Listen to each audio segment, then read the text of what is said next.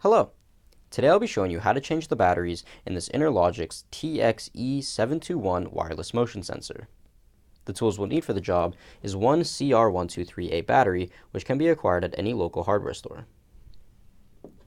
The first thing we're going to do is take our motion sensor and find this little thumb tab located on the top.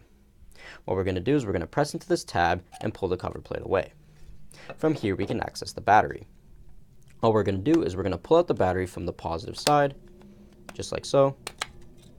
And then we're going to replace the battery with the negative end on this end and the positive side on this end, or as indicated by the image on the sensor.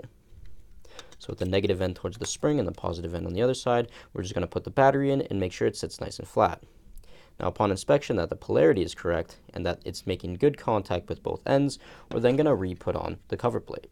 The way we do this is we line up the bottom, make sure it sits nice and flush, and then we're just going to simply snap it on.